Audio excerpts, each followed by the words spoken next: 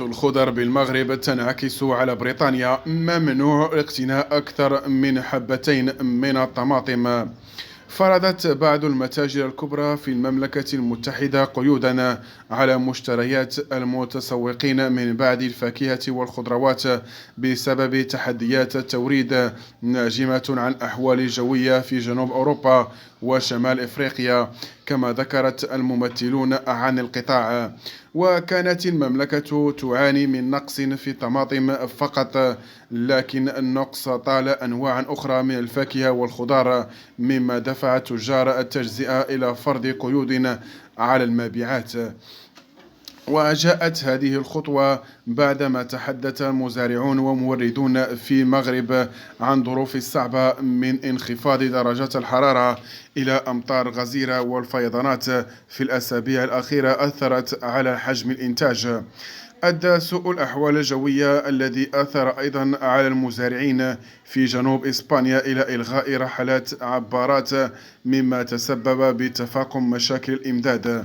وقال أندرو أوبي من اتحاد البيع بالتجزئة البريطاني في بيان: أدت الظروف الجوية الصعبة في جنوب أوروبا وشمال إفريقيا إلى تعطيل حصاد بعض الفاكهة والخضروات، بما في ذلك الطماطم والفلفلية. وأضاف أنه من المتوقع أن يستمر إضرابات لبضعة أسابيع، لكن المتاجر قادرة على إدارة المشاكل سلسلة التوريد والعمل مع المزارعين لضمان وصول عملاء إلى مجموعة واسعة من المنتجات الطازجة.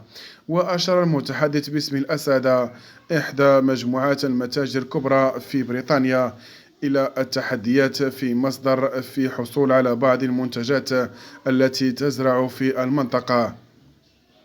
وأضاف: فرضنا حدا مؤقتا ب3 حبات من كل منتج لعدد صغير جدا من الفاكهة والخضار، حتى يتمكن العملاء من الحصول على منتوجات التي يبحثون عنها. ويشمل هذا الإجراء الطماطم والفلفلية والخيار والخس وأكياس السلطة والبروكولي والقرنبيط والتوت. ومن جهتها قالت سلسلة متاجر موريسونيز إنها ستسمح لكل عام بشراء حبتين فقط من الطماطم وخيار الخس والفلفلية اعتبارا من الأربعاء.